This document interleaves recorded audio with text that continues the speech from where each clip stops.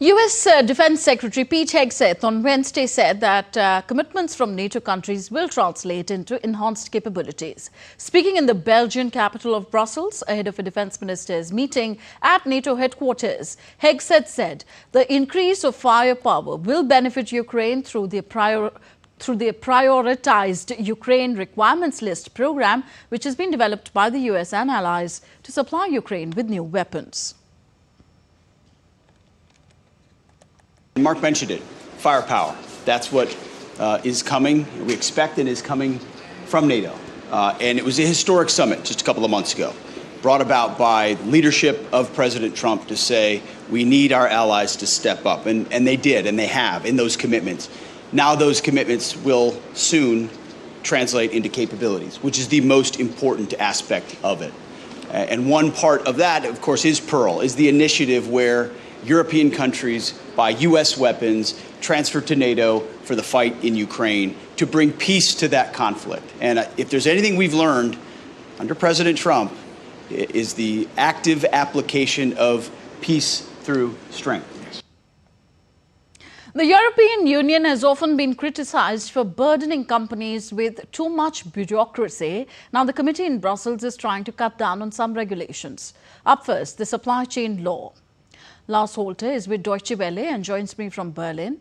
Lars, what are you hearing from Brussels?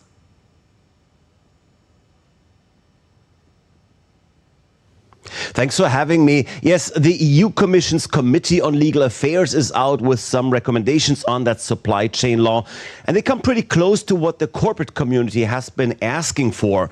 Now, to explain what we're talking about here, the EU's supply chain law is an important piece of legislation in many ways. It is in place to make sure that companies keep their supply chains clean by, for example, not allowing their suppliers to employ child labor or use slavery, or generally have unsafe or inhumane working conditions. Also, by forcing their suppliers to adhere to certain environmental standards, clean air, clean water and such. So all this is, of course, very important. But the problem was, while companies agreed to these standards in general, of course, they had a hard time documenting everything. And what changes are being proposed now, Lars? It's mostly about the documentation of supply chains. See, the problem has always been for the past few years, and basically for as long as the law had been in the making, the problem was that documentation is very costly. It takes a lot of effort for companies to follow their supply chains all the way to the raw materials and document things to the standard the EU had wanted to see.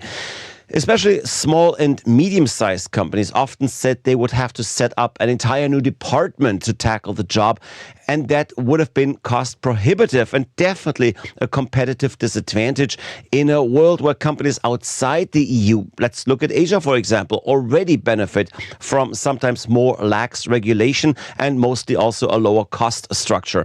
So now the EU Legal Commission says that only companies of more than 5,000 employees and with revenues of more than 1.5 billion euros have to document their supply chain in detail. For Germany, that means that only 120 companies for now have to abide by the very strict rules of documentation instead of the almost 3,000 that had originally been targeted. Lars, so what are the reactions to these changes? Is everybody happy now?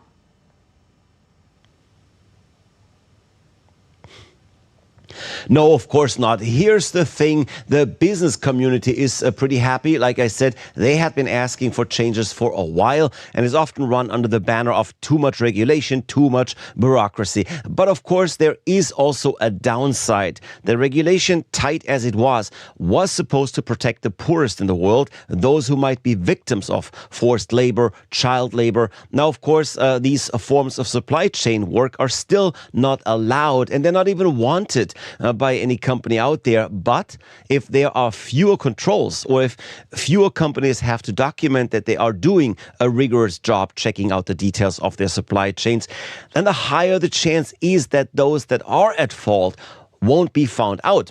And that is something that some NGOs are now pointing out. The interest of the poorest has now been weakened to support the industry. However, of course, driven by economic needs. After all, the EU needs to be competitive with other international markets. Driven by those needs, the Commission didn't really have much of a choice than to loosen its regulations a bit.